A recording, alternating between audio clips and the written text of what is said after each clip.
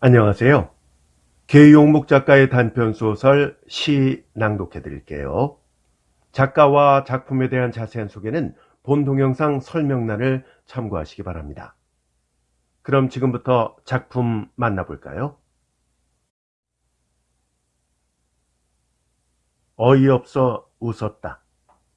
수염이 새인 것이다. 내 천자로 그어진 이마에 주름살이 이제 뚜렷이 나타나게 되었거니 하는 정도에서밖에 더 자기의 늙음이 내다 보여지지 않던 그 노는 오늘 아침에 면도에서 뜻도 않았던 수염이 턱 밑에 새임을 찾았다.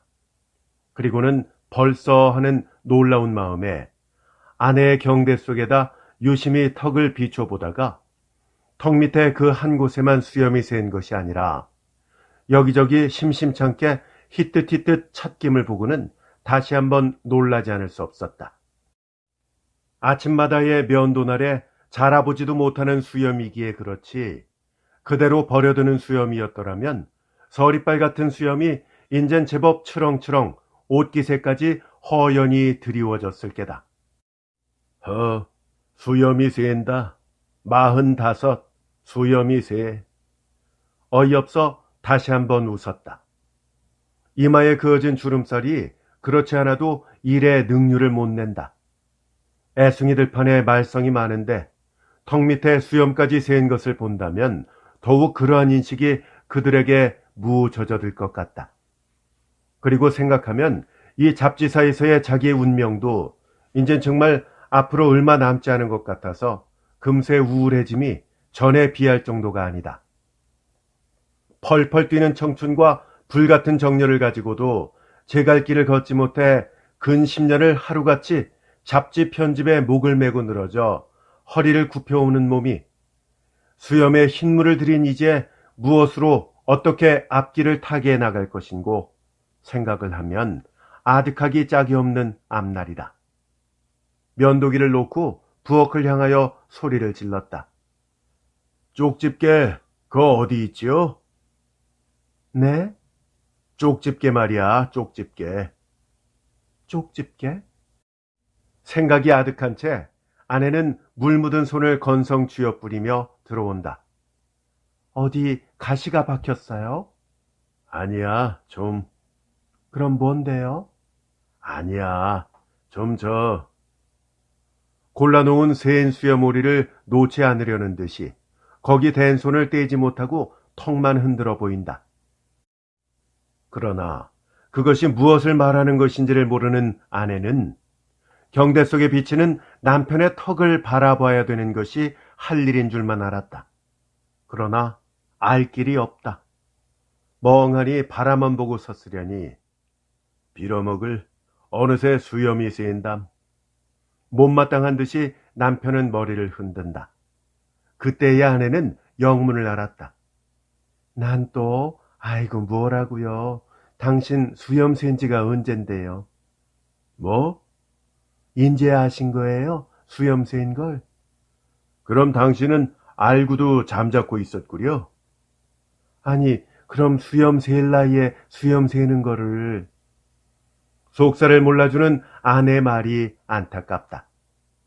넌지시 그것을 일러라도 주었다면 그에 대한 방비책이라도 벌써 써보았을 걸.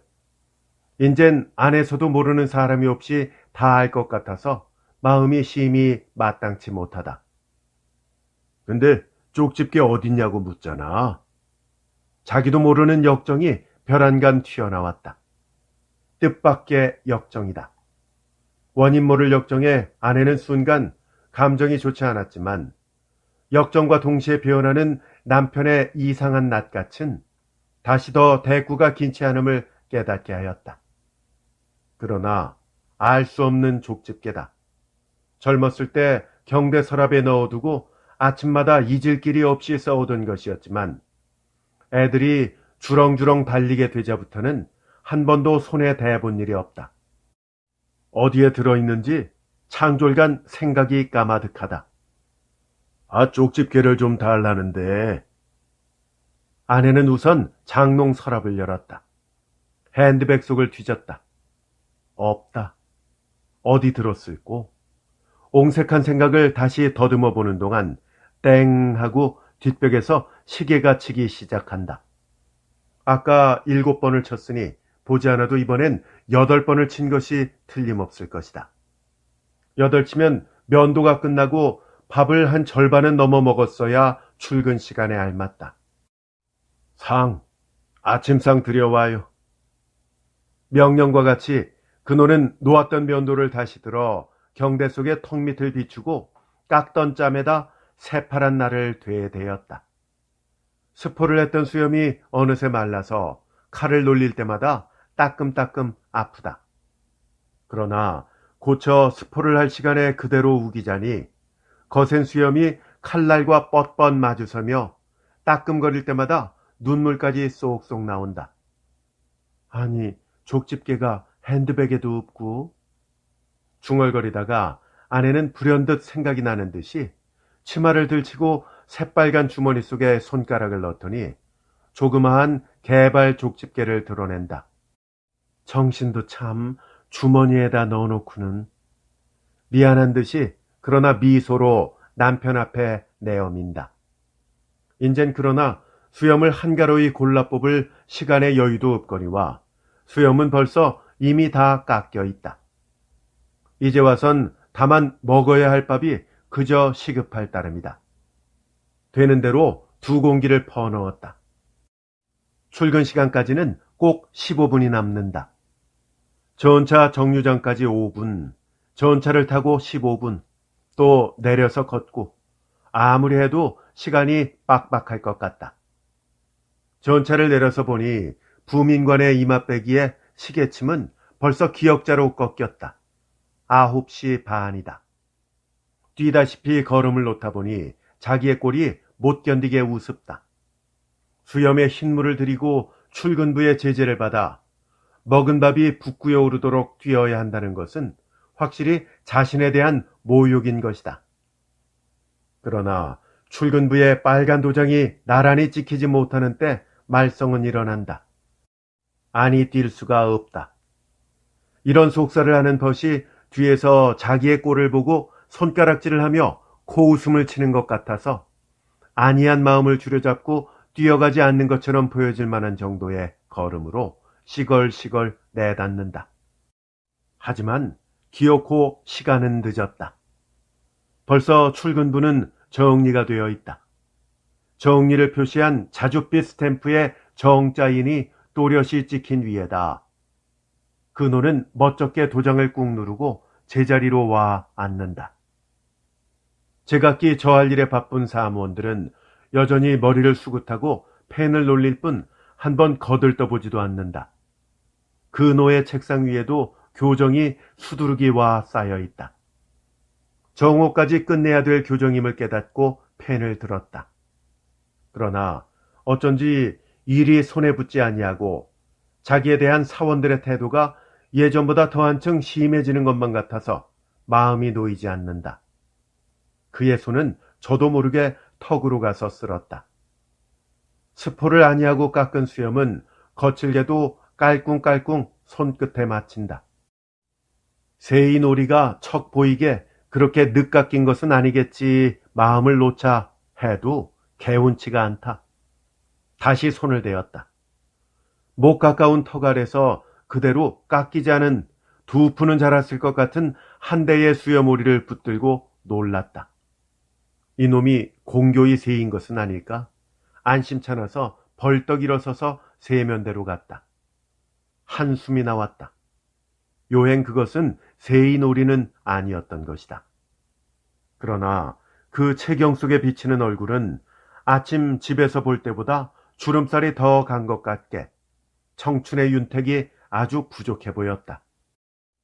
광대뼈 위에 돋은 검버섯은 그것이 확실히 청춘의 피부를 좀 집으며 있는 증거가 아닐까? 2 손으로 얼굴을 한번 쭉 쓸어보았다. 뻐정뻐정한 것이 정 떨린다. 손이 가면 착 달라붙던 청춘, 그 청춘이 한없이 그립다. 청춘처럼 그럼 인젠 자기의 모든 능력도 주로 만들 것인가? 마치 그 역정이나 풀려는 듯이 그노는 깎이지 않은 그 수염오리를 다시 더듬어 잡고 힘차게 낚고챘다. 쪽하고 소리가 나는 것처럼 뽑혀 나온 수염 끝에 하얀 살이 쌀눈처럼 뭉틀하게 묻어나왔다. 그노는 어쩐지 그것이 아깝게만 여겨져서 버리지를 못하고 물끄러미 눈앞에 대고 섰다가 한근호 씨 부르는 소리에 놀랐다. 돌아다 보니 외소하기 짝이 없는 주간의 체구가 바로 어깨 뒤에 와서 있다. 정오까진 교정이 다 되겠죠? 되겠죠. 못한다고 할 수가 없어서 제결에 대답은 했지만 벌써 시계는 10시 반에 가깝다.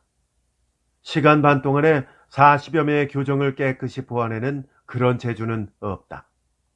여느 때 같으면 하루쯤 좀 늦더라도 괜찮을 것이 연말 관계로 오늘 검열을 넣지 못하면 잡지가 제 기일에 나오지 못할 것이므로 그 책임이 큼을 깨닫게 되니 별안간 정신이 무거워진다. 그렇잖아도 자기 힘을 못 잡아 하는 사원들이다. 잡지가 늦어지고만 보면 어떤 영향이 자기의 신변이 미칠는지 모른다. 그러니 아무래도 다 보완하지 못할 교정을 불벼락으로 보고 앉았느니 보다는 차라리 책이 늦어지는 데서 돌아올 책임 문제의 불을 재워놓음으로써 신변의 보호책을 강구해야 할 것이 무엇보다도 먼저 해야 할 일 같았다. 그는 들었던 펜을 다시 놓고 사장실로 내달았다.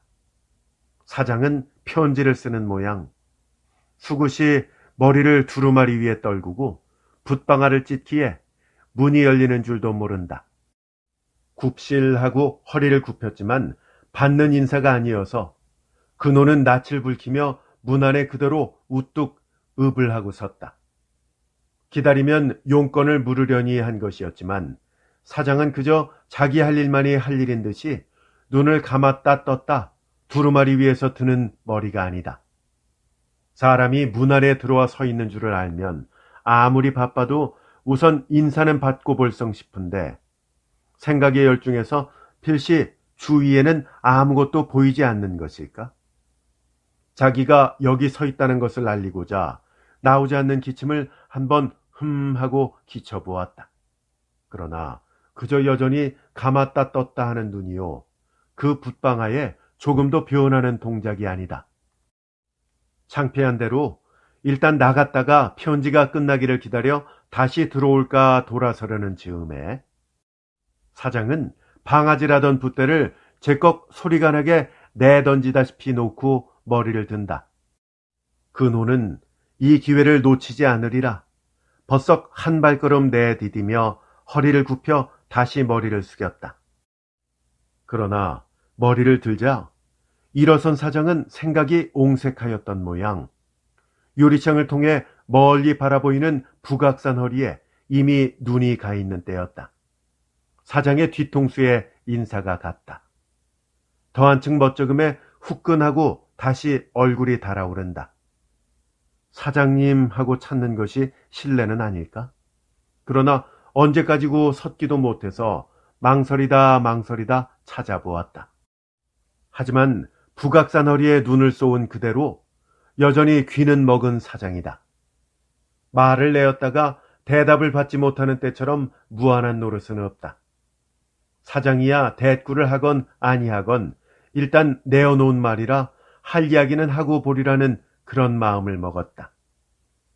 사장님께 드릴 말씀이 잠깐. 무슨 말이길래 아까부터 와 서 있으면서 말도 못하고 그래? 또 월급 얘기야? 사장은 픽 돌아서며 근호에게로 눈을 쓴다.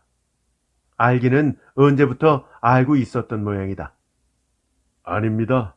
저 이번 신년호에 사장님의 신년사를 싣고 싶습니다. 내 글을? 네. 권두에다가? 네. 그건 그래서 뭘 하게? 아무리 생각해도 신년호니만치 사장님의 정중한 권두사가 있어야 잡지의 권위가 한층 더 설 것 같습니다. 내가 뭐 그리 잘났다고? 사진도 넣고 2페이지로 짜겠습니다. 사진도 넣어? 네, 넣어야지요. 사진도요.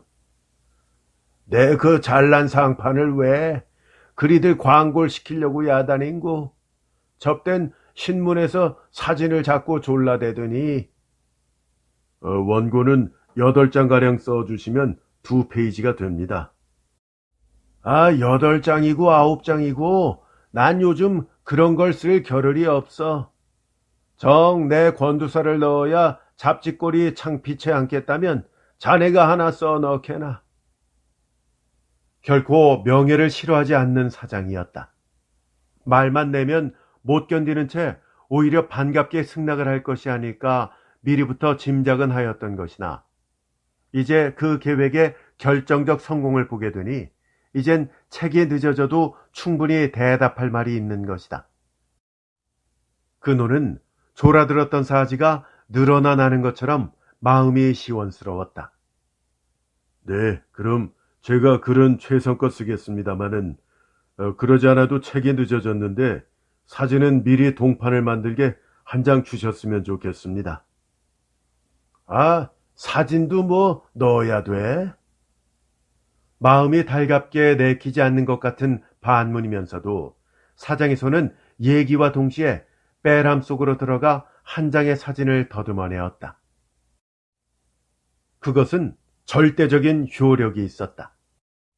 늦어도 그 전달 20일까지는 꼭 나왔던 잡지가 새해가 넘어 나왔어도 말썽은 일어나지 않았다. 직접 편집은 근호가 맡아서 한다고 하더라도 이것을 통솔해 나가는 주간에게도 늦어진 책에 대한 책임이 없을 리 없었다.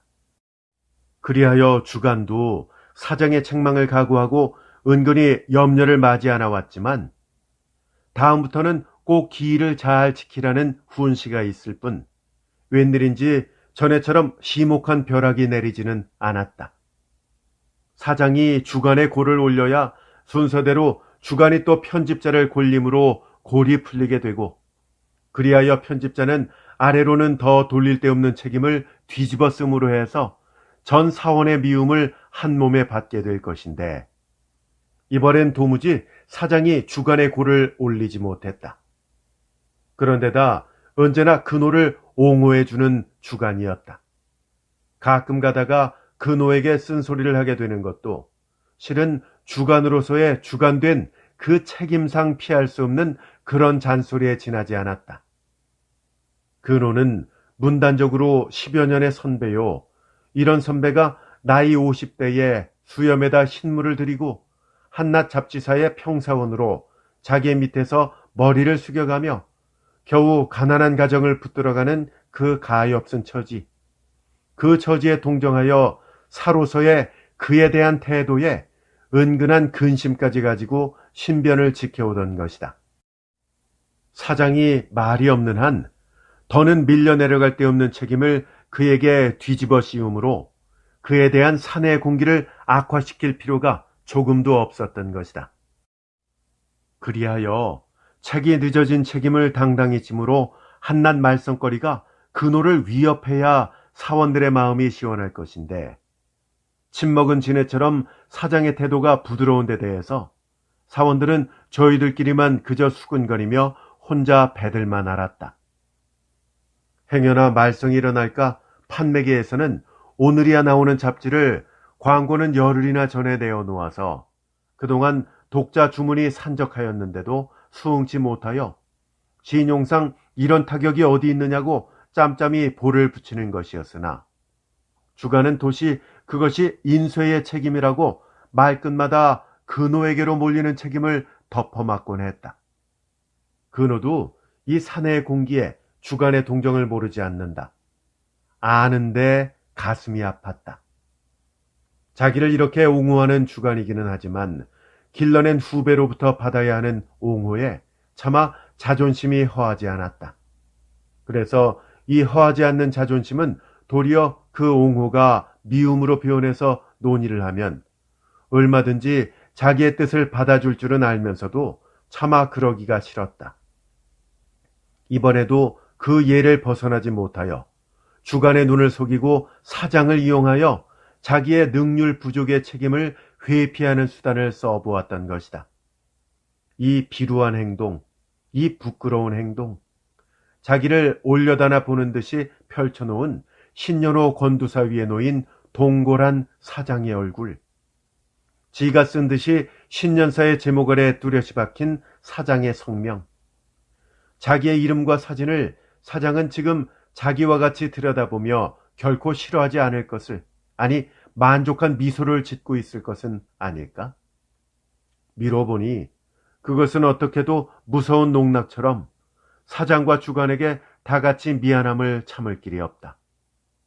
왜 뻐젓이 마음을 버치고 양심이 허하는 밥을 먹을 직업을 자기는 이미 가지지 못했을까?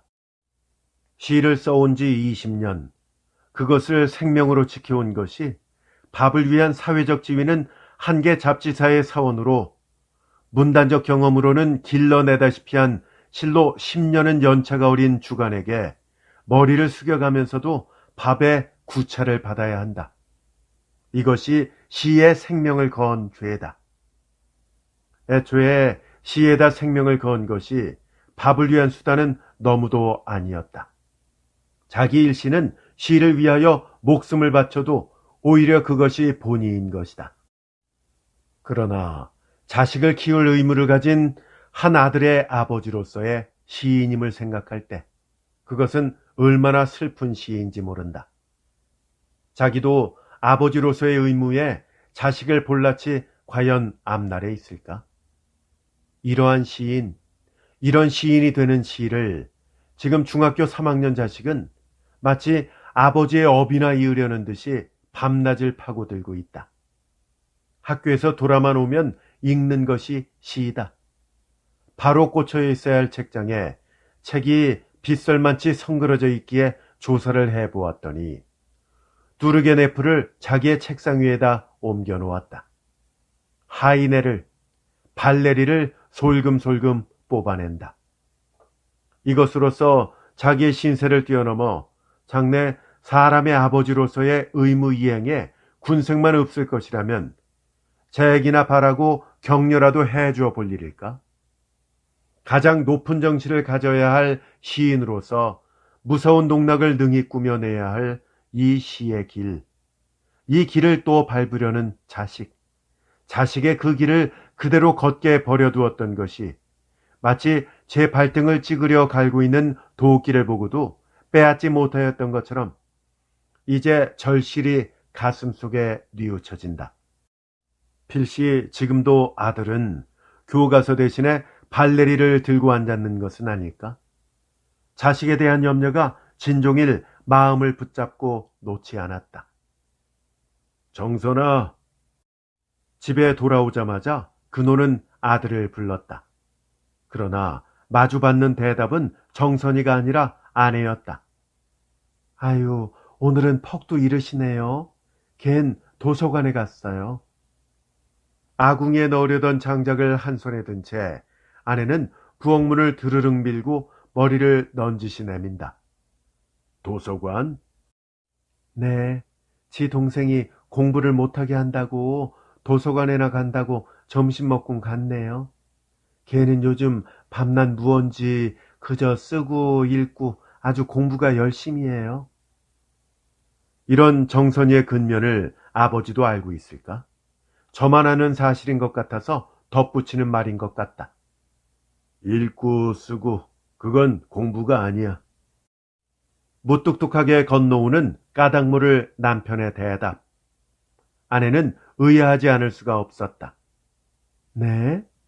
캐어 물었지만 어서 저녁이나 지어요.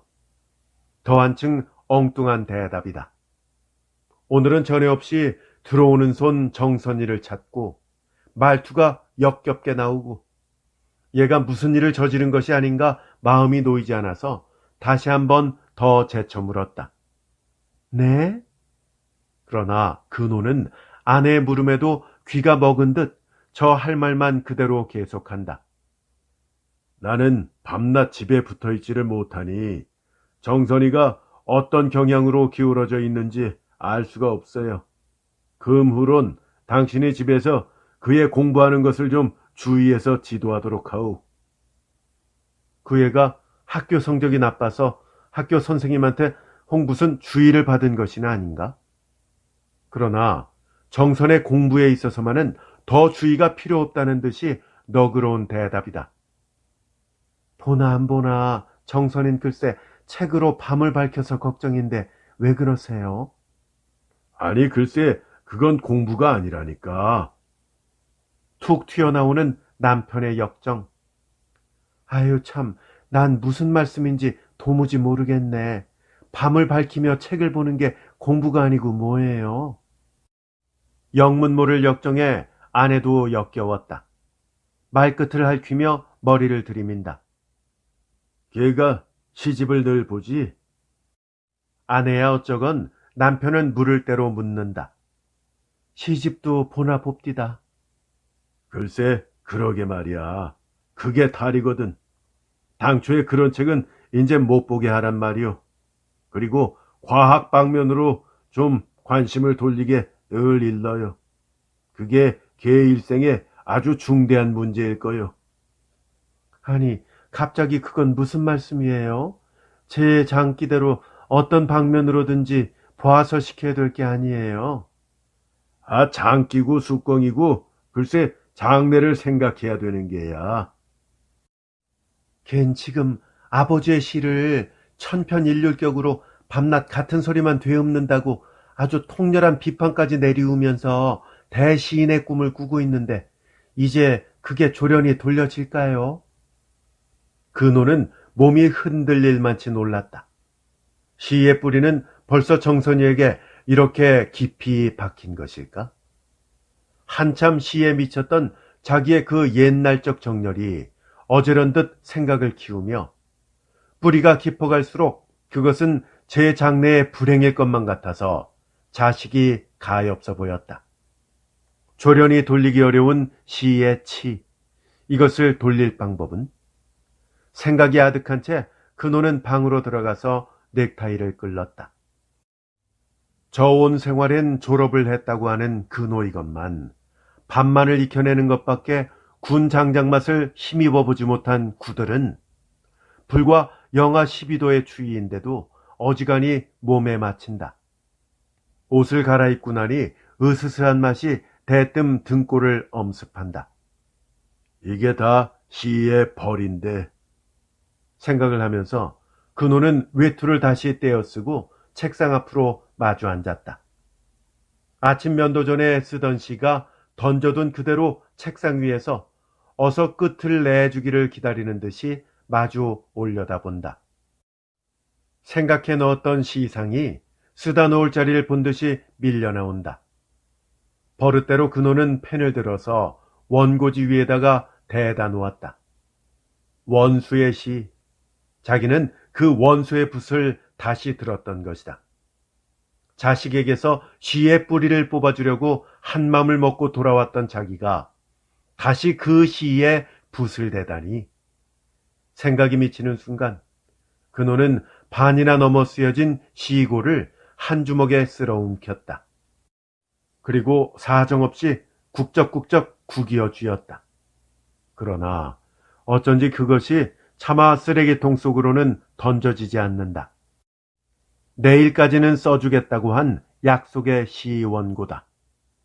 한참 앉아 끝을 맺었으면 장작 30관의 마련은 넉넉히 된다. 손안에서 갈피갈피 구겨진 시고, 즉 시의 원고를 그는 다시 펴서 책상 위에 놓고 손다림으로 주름을 펴기 시작했다. 쿵 하고 마루에 책보 던지는 소리가 난다. 정선이가 도서관에서 돌아오는 길인가 보다. 자식에게 무슨 못할 일을 하다 들킨 것처럼 새삼스럽게 그를 대하기가 무서워진다. 금방 문을 열고 들어서는 것만 같아서 얼른 시고를 밀어놓고 책상 앞을 물러나 비스듬히 벽을 지고 기대었다. 아버지, 오늘은 일찍 오셨네요. 날이 굉장히 추워요. 새빨갛게 언 볼을 한 손으로 쓸면서 정선이가 문을 연다. 정선이가 돌아만 오면 당장 시에서 손을 떼라 이르고 시집을 빼앗으려던 아버지의 입은 인사조차 받기에 무거웠다. 참 춥더라, 날이. 그러고는 더 말을 못했다. 정선이가 하고 싶어하는 일이 오히려 앞나래의 행복이 아닐까? 아들을 대하고 보니 엉뚱한 생각이 자꾸만 입 앞을 가로막는 것이다. 이게 다 아직 시에 대한 미련이다. 그것은 자기 도취에의 아름다운 꿈이요. 현실은 조금도 여기서 용납지 않는다. 뻔한 결론이 다시 돌아와 맺히기는 했지만 그래도 야붓야붓 말은 나오다 들어가고 입이 떨어지지 않았다. 저녁을 먹자마자 정선이는 책상으로 들러앉는다. 가만히 보니 뽑아드는 것이 또 시집이다. 그것이 눈앞에 보이던 순간 그노는 저도 모르게 불렀다. 정선아. 네? 마루 책장에서 하인의 시집 네가 빼냈니? 네. 그 책을 네가 보는 거냐? 네, 보죠. 보는 것이 장하다는 듯한 대답이다. 본다고? 그럼요. 못 쓴다. 까닭을 몰라 정선이는 순간 눈이 둥그레진다. 그런 책을 보아선 안 돼. 왜요? 넌 그런 문학류의 책에서 일체 손을 떼어야 한다. 그리고 학교에서 배우는 것만 열심히 공부할 채비를 해야 돼. 혹시 과외로 무슨 책이 보고 싶거든 과학 잡지나 그런 걸 좀 사보도록 해라. 시는 왜 안 돼요? 아, 글쎄, 시를 배워선 안 된다. 아니, 아버진 시인이면서 시는 왜 그리 벽색이세요? 기가 막히는 질문이다. 대답할 말이 없어서 담배를 한 대 꺼내 물음으로 부자연한 표정을 감추려 했다. 그럼 아버진 이제 시 안 쓰세요? 아니, 그거는 내가 시인이니까 하는 말이야. 그 이유는 말해봐야 너는 아직 그것까지는 모를 거다. 덮어놓고 과학 방면으로 전공을 하도록 미리부터 마음을 꽉 정하는 것이 너의 장래를 위해서 차라리 행복일 것만은 지금이라도 장담할 수 있다. 그러니까 시에 뿌리가 박히기 전에 아예 결심을 하고 시에서 손을 떼야 된다. 알아들었지? 오늘 별안간 아버지의 이 태도는 무슨 까닭인지 정선이는 알 수가 없었다. 이미 내심으로는 은근히 단테나 괴테 같은 대시인이 되리라 잔뜩 마음을 먹어왔던 것이다. 버릴 수 없는 것을 버리겠다고도 그렇다고 버리라는 걸 버리지 못하겠다고도 할 수가 없어서 대답할 바를 몰라 머리만 숙였다. 내 말을 명심해야 한다. 시에선 손을 떼어야 돼. 알겠니? 그럼 전 장래 무엇을 전공해야 될까요? 아, 글쎄 과학 방면이라도 공과나 이과나 해야지. 아, 왜 대답이 없어? 응? 정선아? 답답한 듯이 주먹으로 책상을 울렸다. 그럼 문학은 그만두겠어요? 장이 꺼리다가 힘들게 나오는 대답이다. 헐이 나오는 것보다 오히려 미덥게 들렸다. 그만했으면 저 스스로도 생각함이 있을 것이다. 그노는 마음을 놓았다. 그러나 정선이의 손은 한결같이 교과서보다는 시집을 뽑는 편이 많음을 또 보게 되었다. 이래서는 정말 안 되겠다. 그노는 시목한 책망과 같이 그의 책상 위에서 하이네를 발레리를 모조리 골라 빼내었다. 그 후부터 정선이는 완전히 시에서 손을 뗀 듯이 아무런 눈치에도 채이는 것이 없기에 아주 마음을 놓고 지나던 그노는 얼마 뒤 자식의 책상 서랍 속에서 뜻도 않았던 보들레르의 국역본 한 권을 또 발견할 수가 있었다. 그것은 자기의 장서에는 없었던 것으로 손수 아들이 사다 넣어두었음이 틀림없었다. 그노는 아무런 말도 없이 드러내었다. 어디다 또 가져다 감추거니 바라보고 있던 정선이는 실로 뜻도 않았던 아버지의 그 대담한 행동에 놀람을 마지 못했다. 마당으로 내려서자 그 책을 한복판을 되는 대로 갈라주더니 사정없이 쭉쭉 찢어서는 고깔처럼 이마를 맞대어 땅 위에다 마주 세워놓고 성냥을 그어대는 것이다. 아버지! 그러나 아버지는 듣는지 못 듣는지 불을 사르기에만 열심이다. 보들레르는 차마 불벌을 받을 신세는 아니라는 듯이 마치 몸부림이나 하는 것처럼 넘어지며 대항을 하는 것이었지만 성냥개비의 힘이란 그렇게도 위대한 것일까? 새 개비만에 오금도 못 쓰고 사로잡히고 말았다. 불길은 새빨간 혀끝을 조각마다의 틈틈으로 날름거리며 우석우석 기어오른다. 아버지! 무슨 말을 하려는지 정선의 표정은 극히 긴장되어 있었지만 아버지는 여전히 귀먹은 대로 그저 흰 줄기 검은 줄기 구불구불 엇갈리며 끝없이 허공으로 구름처럼 피어오르는 연기만 정신없이 멀거니 바라보고 있었다. 계용묵 작가의 단편소설 시였습니다. 저희 채널에 계용묵 작가의 단편소설들이 많이 올라가 있거든요. 목가, 시골로파, 오리알, 청춘도, 연애사포화, 그리고 수달, 백치아다다, 부부, 상환 이런 소설 함께 들어가 있거든요. 작품들 모두 올라가 있고요. 계용묵 작가의 작품들만 모아놓은 재생 목록도 찾으실 수 있습니다. 검색이 불편하신 분들은 본 동영상 설명란에 링크 걸어두었으니까 참고하시면 되겠습니다. 끝까지 함께 해주셔서 감사합니다. 안녕히 계십시오.